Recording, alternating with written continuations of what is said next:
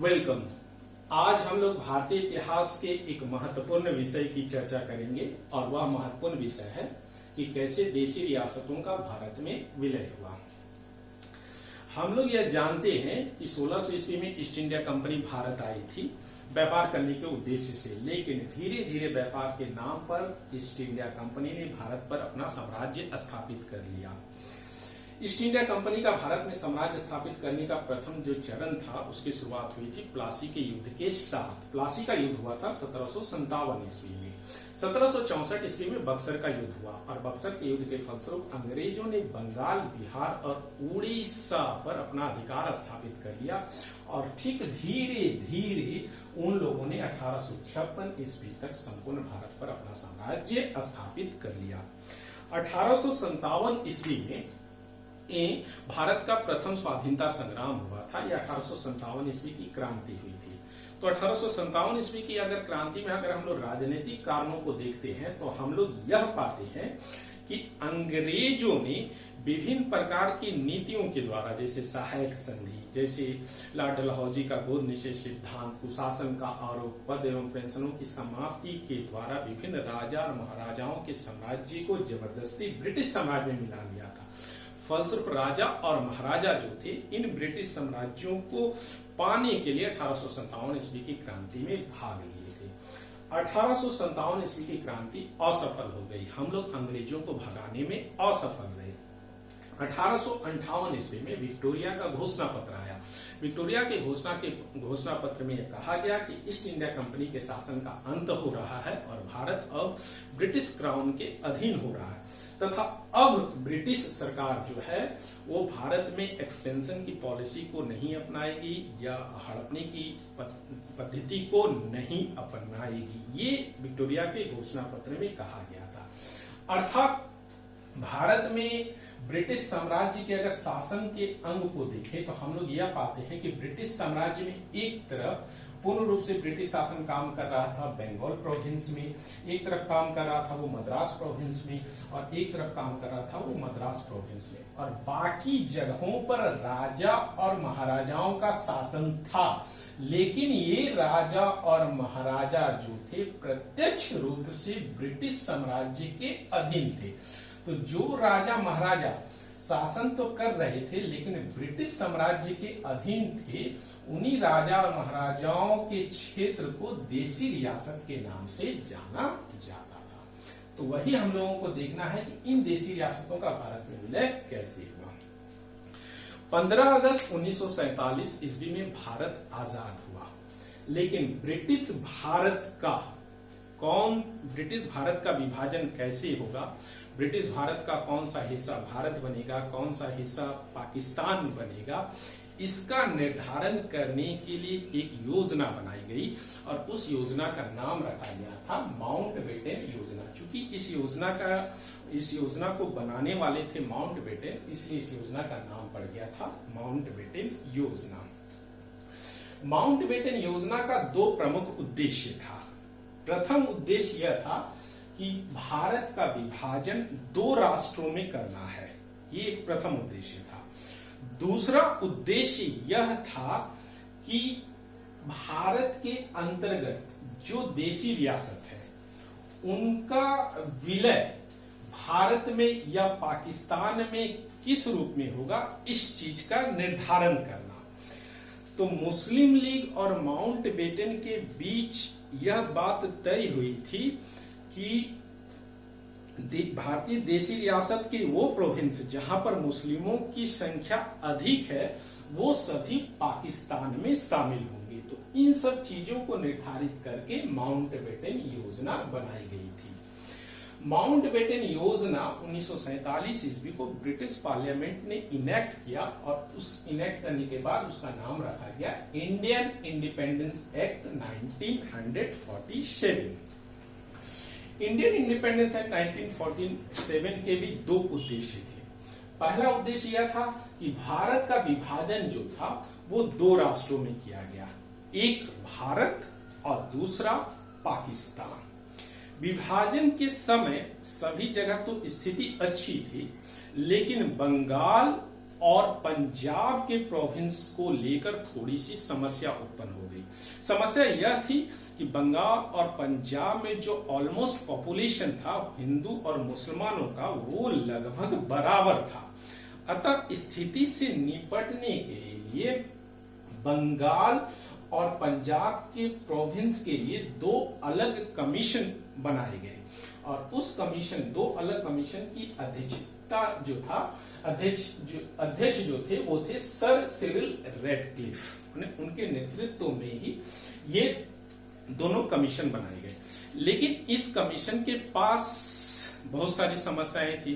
पहली समस्या यह थी कि इनको सिर्फ 5 सप्ताहों का समय दिया गया। दूसरा, सर सिरिल रेडक्लिफ जो थे वो कभी इंडिया आए ही नहीं थे, अतः यहाँ की सांस्कृतिक एकता से वो परिचित नहीं थे और वर्तमान समय में जो धार्मिक परिस्थिति चल रही थी, ये धार्मिक स्थिति जो थी उनसे वो अवगत नहीं थे। और तीसरा, उनको जो मैप दिया गया था विभाजन के लिए वो काफी आउटडेटेड था। खैर जो भी हो, 17 अगस्त 1947 ईस्वी में रेडक्लिफ ने अपना काम पूरा किया और अपनी बाउंड्री को उन्होंने भारत और पाकिस्तान के पंजाब प्रोविंस और बंगाल प्रोविंस के बाउंड्री को उन्होंने स्पष्ट रूप से दिखा दिया। यानी कुल मिलाकर कहा जाए तो 17 अगस्त 1947 ईस्वी में भारत का मानचित्र कुछ इस तरह से दिखाई दे रहा था। तो हम लोग बॉक्स के अंदर जो क्रॉस चिन्ह देख रहे हैं वो सभी देसी रियासत थी। अब हम लोग इंडियन इंडिपेंडेंस एक्ट का दूसरा उद्देश्य देखते हैं। इंडियन इंडिपेंडेंस एक्ट का दूसरा उद्देश्य यह था कि जो भी देसी रियासत हैं वो या तो भारत में रह सकते हैं, या तो पाकिस्तान में जा सकते हैं और या तो स्वतंत्र रह सकते हैं। ये बात इंडियन इंडिपेंडेंस एक्ट में कही गई थी। तो इन देशी रियासतों का भारत में विलय करना आवश्यक था। फलस्वरूप हमारे देश के गृह मंत्री सरदार वल्लभ भाई पटेल, प्रधानमंत्री जवाहरलाल नेहरू, वीपी मेनन इस कार्य में जुट गए कि देशी रियासतों का भारत में विलय किया जाना चाहिए और इस कार्य में सहायता कर रहे थे माउंटबेटन। तो देशी रियासतों को विभिन्न तरह से समझाने का प्रयास किया जा रहा था कि वो भारत में विलय कर लें। तो समझाने का भी जो तरीका होता है वो हम लोग देखते हैं कि दो रूपों में होता है। एक को कहा जाता है स्ट्रिक्ट अप्रोच और दूसरी को कहा जाता है कैरोट अप्रोच। तो सबसे पहले हम लोगों ने कैरोट अप्रोच का प्रयास किया। कैरोट अप्रोच के अंतर्गत हम लोगों ने देशी रियासतों से यह कहा कि अगर आप लोग भारत में शामिल हो जाते हैं तो हम लोग आपको बहुत सारे इंसेंटिव देंगे। इंसेंटिव के अंतर्गत जो एक महत्वपूर्ण बात कही गई थी वह था प्रीवी पर्स। प्रीवी पर्स क्या होता है? प्रीवी पर्स यह होता है कि देशी रियासतों को यह कहा गया कि अगर आप भारत में शामिल होंगे तो आपके मेंटेनेंस के लिए और एक्सपेंडिचर का जो सारा खर्च है वो भारत सरकार उठाएगी। माने आपका संपूर्ण उत्तरदायित्व जो है वो भारत सरकार के ऊपर रहेगा, बशर्ते आप भारत में शामिल हो जाइए। स्ट्रिक्ट अप्रोच के अंतर्गत क्या कहा गया? स्ट्रिक्ट अप्रोच के अंतर्गत यह कहा गया कि अगर आप लोग भारत में विलय नहीं होते, अगर आप लोग भारत में शामिल नहीं होते हैं तो आप अगर भारत में शामिल नहीं होते हैं तो आप लोगों के साथ मिलिट्री कार्यवाही की जाएगी। उस समय भारत में लगभग 565 देशी रियासत थी। 565 देशी रियासतों में 552 जो थे वो भारत में विलय हो गए और रेस्ट जो थे वो 13 पाकिस्तान में चले गए। 552 में से 549 देशी रियासतों के साथ हम लोगों ने इंस्ट्रूमेंट ऑफ एक्सेशन साइन किया। इंस्ट्रूमेंट ऑफ एक्सेशन क्या होता है? इंस्ट्रूमेंट ऑफ एक्सेशन एक प्रकार का संधि होता है या एक प्रकार का समझौता होता है जो देशी रियासतों के साथ किया जाता है, जिसमें यह उल्लेख होता है कि देशी रियासत जो है किस संधि या समझौते के आधार पर भारत में शामिल हो रहा है। जैसे भारत ने देसी रियासतों को प्रिवी पर्स ऑफर किया। अब बदले में देसी रियासत जो थे वो भारत में शामिल हुए और उन लोगों ने यह स्वीकार किया कि वो भारत का जो संविधान है उसका पालन पूर्ण रूप से करेंगे। जो 3 देसी रियासत भारत में शामिल नहीं हुए थे उनमें से सबसे प्रथम था जूनागढ़, दूसरा हैदराबाद और तीसरा कश्मीर। तो हम लोग जो महत्वपूर्ण अध्ययन करेंगे वो है जूनागढ़, हैदराबाद और कश्मीर। अब हम लोग जूनागढ़, हैदराबाद और कश्मीर को एक एक रूप में देखेंगे। अब हम लोग देखते हैं कि जूनागढ़ देसी रियासत का भारत में विलय कैसे हुआ। भारतीय स्वाधीनता अधिनियम 1947 ईस्वी में यह कहा गया था कि जो भी देसी रियासतें हैं या तो भारत में रह सकती हैं, या तो पाकिस्तान जा सकती हैं, या तो स्वतंत्र रह सकती हैं।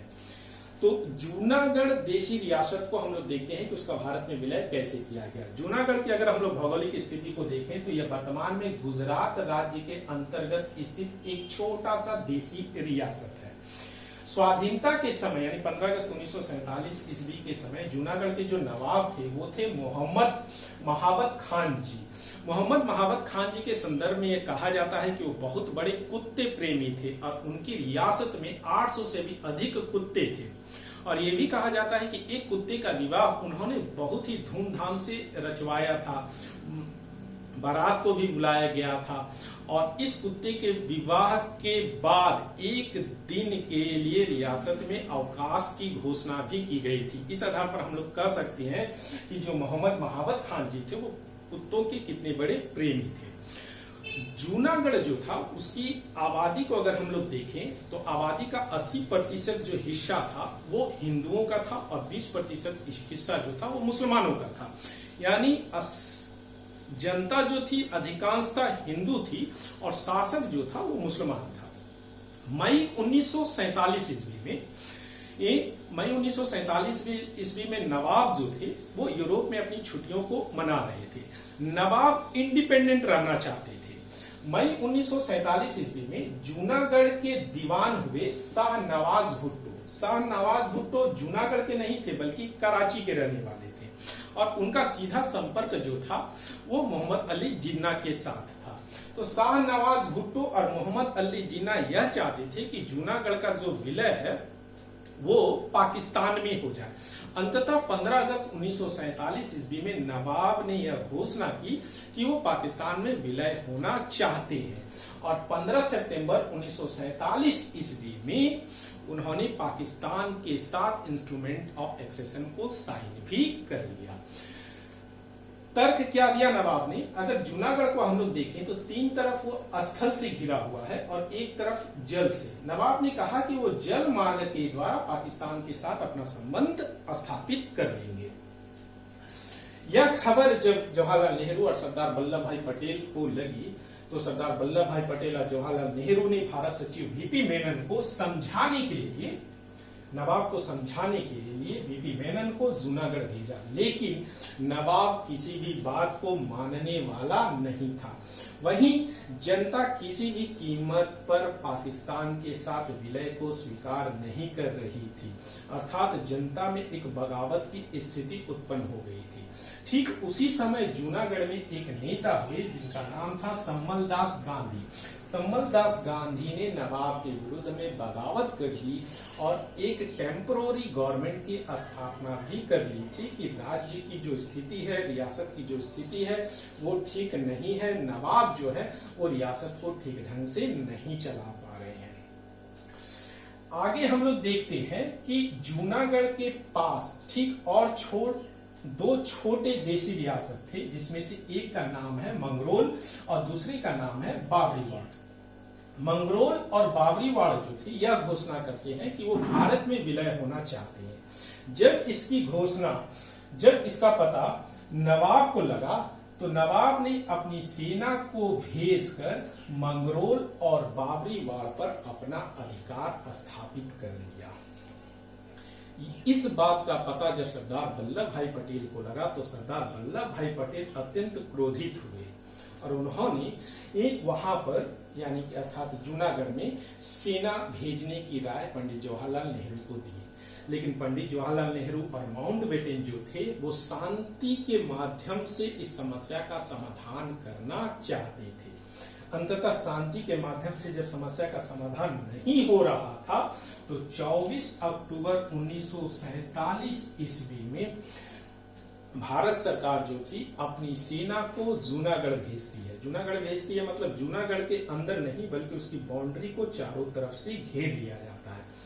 इससे पहले जूनागढ़ देसी रियासत के साथ रसद की जो व्यवस्था थी, रसद आवाजाही की व्यवस्था थी या जो भी संचार व्यवस्था थी उसको भी बंद कर दिया गया था। अंततः एक तो आंतरिक विद्रोह हो रहा था जनता का, दूसरी तरफ जनता सरकार सेना जो थी वो नवाब को चारों तरफ से घेर ली थी। फलस्वरूप भयभीत होकर नवाब जो था वो 25 अक्टूबर 1947 ईस्वी में पाकिस्तान भाग गया। ये कहा जाता है कि नवाब की 9 बेगम थी, वो अपनी 2 बेगम को छोड़कर ही भाग गया, लेकिन पुत्रों को ले जाना वो नहीं भूला। अपने साथ काफी सोना चांदी सब कुछ ले गया था। अंततः जो जूनागढ़ के दीवान थे नवाज भुट्टो, वो भी ये देख रहे थे कि आंतरिक परिस्थिति जो है, जनता विद्रोह कर रही है, सेना जूनागढ़ को चारों तरफ से घेर ली है, अतः राजनीतिक परिस्थिति अच्छी नहीं है। तो उन्होंने सौराष्ट्र के सचिव को पत्र लिखा और उसमें यह निवेदन किया कि भारत सरकार आए और एडमिनिस्ट्रेटिव सिस्टम को संभाले। फलस्वरूप 7 नवंबर 1947 ईस्वी में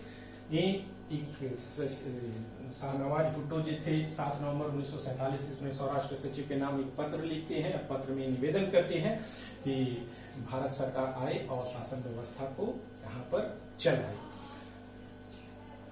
जैसे ही जूनागढ़ को भारत में विलय किया जा रहा था तो पाकिस्तान अपना एक तर्क यह देता है कि अगर आबादी हिंदुओं की है और शासक मुसलमान है तो उसे भारत में विलय किया जा रहा है, तो क्यों कश्मीर का विलय पाकिस्तान में नहीं हो सकता, क्योंकि वहां की अधिकांशतः आबादी जो है वो मुसलमानों की है।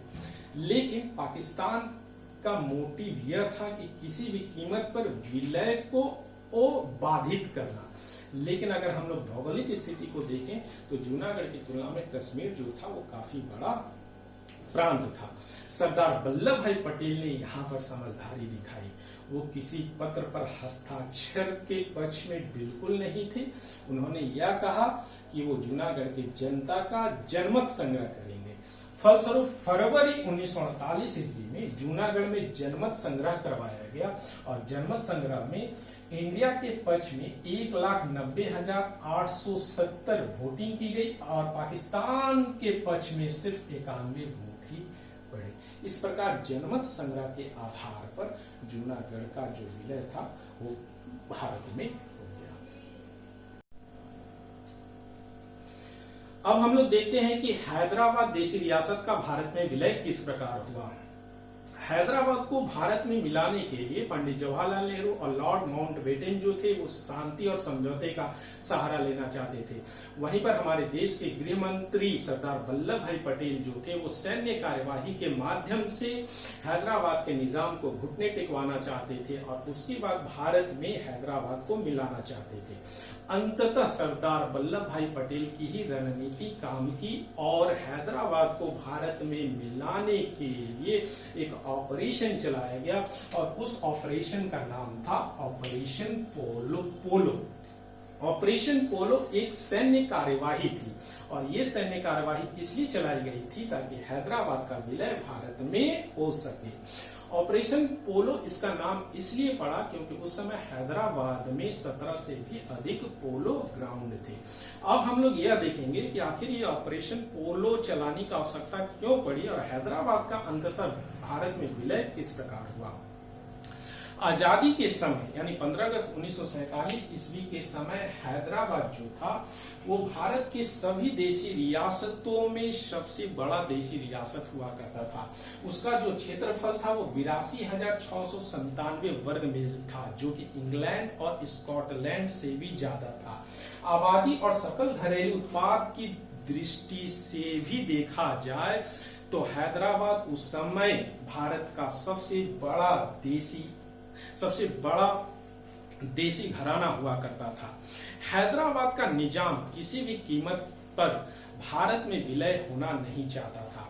हम लोग यह जानते हैं कि भारतीय स्वाधीनता अधिनियम 1947 ईस्वी में यह कहा गया था कि कोई भी देशी रियासत वो भारत में भी रह सकता है, पाकिस्तान भी जा सकता है और स्वतंत्र रह सकता है। हैदराबाद के निजाम ने यह निर्णय लिया था कि वो स्वतंत्र रहेगा, वो भारत के साथ विलय नहीं करेगा। भारत के साथ न मिलने के लिए उसने मोहम्मद अली जिन्ना को एक मोटी रकम भी इसलिए ही दी थी तथा अन्य देशों के साथ भी संपर्क इसलिए स्थापित किया था ताकि हैदराबाद का किसी भी कीमत पर भारत में विलय न हो।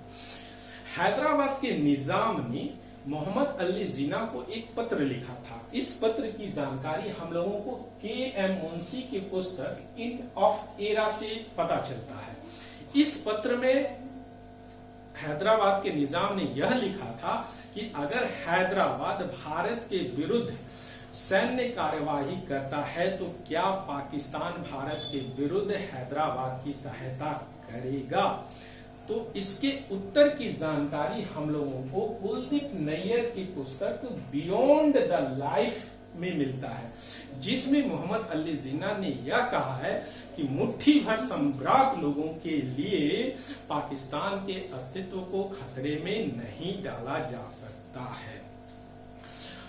हैदराबाद की स्थिति को देखें तो हैदराबाद में जो आबादी था उसका 80% भाग जो था वो हिंदुओं का था और 20% जो जनसंख्या थी वो मुसलमानों की थी। अल्पसंख्यक होने के बावजूद भी मुसलमान जो थे वो प्रशासन और सेना के प्रमुख पदों पर आसीन थे। हैदराबाद का निजाम किसी भी कीमत पर भारत में विलय होना नहीं चाहता था।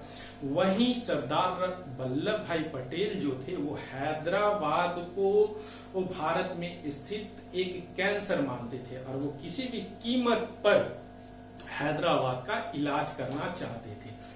जब हैदराबाद के निजाम ने इस स्थिति को देखा कि हैदराबाद का कभी भी भारत में विलय हो सकता है तो उसने भारत सरकार के सामने एक प्रस्ताव रखा कि उसे एक स्वायत्त राज्य का दर्जा दे दिया जाए तथा विदेशी मामले, सेना और रक्षा का भार जो है वो हैदराबाद को सौंप दिया जाए, लेकिन इस प्रस्ताव को सिरे से खारिज कर दिया गया। सरदार वल्लभ भाई पटेल हैदराबाद को भारत में मिलाने से पहले एक जनरल करियप्पा से बात करते हैं और जनरल करियप्पा से सिर्फ 5 मिनट की बात होती है और सरदार वल्लभ भाई पटेल जनरल करियप्पा से यह पूछते हैं कि अगर हैदराबाद के विरुद्ध सैन्य कार्यवाही की जाती है और उस समय हैदराबाद की सहायता करने के लिए पाकिस्तान आता है तो क्या भारत की सेना पाकिस्तान का मुकाबला कर पाने में सक्षम होगी। तो जनरल करियप्पा ने कहा था हाँ। तो सिर्फ 5 मिनट के बाद से सरदार वल्लभ भाई पटेल संतुष्ट हो गए और उन्होंने गुप्त रूप से सेना जो था वो हैदराबाद भेज दिया। जब सेना हैदराबाद पहुंच गई तो इसकी जानकारी पंडित जवाहरलाल नेहरू और सी राजा गोपालचारी को पता चला। तो पंडित जवाहरलाल नेहरू और राजा गोपालचारी थोड़े से चिंतित हो गए कि सेना पहुंच गई है तो पाकिस्तान भी कार्यवाही कर सकता है। तो अंततः 13 सितंबर 1948 ईस्वी में एक सैन्य कार्यवाही शुरू होती है और ये सैन्य कार्यवाही जो थी 5 दिनों तक चलती है। प्रथम दिन और दूसरे दिन तक भारतीय सेना को थोड़ी सी कठिनाई होती है, लेकिन अंततः 17 सितंबर 1948 ईस्वी में हैदराबाद की सेना जो थी वो भारतीय सेना के सामने घुटने टेक देती है और इस प्रकार जो था हैदराबाद को भारत में सैन्य कार्यवाही के द्वारा मिला लिया जाता है। इस सैन्य कार्यवाही में 1373 रजाकार मारे जाते हैं, 807 हैदराबाद के जवान मारे जाते हैं और भारतीय जवानों की जो मृत्यु हुई थी उनकी कुल संख्या जो थी वो 67 थी। इस प्रकार हैदराबाद का भारत में विलय किया गया। अब हम लोग देखते हैं कि जम्मू कश्मीर देशी रियासत का भारत में विलय किस प्रकार हुआ। भारतीय स्वाधीनता अधिनियम 1947 ईस्वी में यह कहा गया था कि जो भी देशी रियासतें हैं वो या तो भारत में रह सकती हैं या पाकिस्तान जा सकती हैं या तो स्वतंत्र रह सकती हैं। देशी रियासत कहने का अर्थ है कि वे सभी रियासतें जिन पर राजा और महाराजाओं का शासन था, लेकिन फिर ये राजा और महाराजा ब्रिटिश सरकार के अधीन थे। यानी इन राजा और महाराजाओं की जो शासन की बागडोर होती थी वो ब्रिटिश सरकार के अधीन होती थी। अर्थात राजा और महाराजा जो थे वो ब्रिटिश सरकार के हाथों की कठपुतली होती थी। जैसे मैसूर अगर एक देशी रियासत था, मैसूर में कोई राजा अगर शासन कर रहा है तो ये मैसूर का राजा ब्रिटिश सरकार के अधीन था। महाराजा हरि सिंह ने यह निर्णय लिया कि ना तो वो भारत के साथ जाएंगे, ना तो वो पाकिस्तान के साथ जाएंगे, बल्कि वो एक स्वतंत्र राष्ट्र के रूप में रहेंगे। जम्मू और कश्मीर की स्थिति को देखें तो हम लोग यह पाते हैं कि जम्मू और कश्मीर की जो 80% आबादी थी वो मुसलमानों की थी और 20% आबादी जो थी वो हिंदुओं की थी, लेकिन राजा जो था वो हिंदू था। 14 अगस्त 1947 ईस्वी में पाकिस्तान जैसा एक नया राष्ट्र बना। पाकिस्तान के जो तत्कालीन प्रधानमंत्री थे मोहम्मद अली जिन्ना, वो यह चाहते थे कि जम्मू और कश्मीर जो है वो पाकिस्तान का अंग बने या जम्मू और कश्मीर का पाकिस्तान में विलय हो जाए, क्योंकि जम्मू और कश्मीर की अधिकांश जनता जो थी वो मुसलमान थी। लेकिन महाराजा हरि सिंह जो थे वो स्वतंत्र रहना चाहते थे।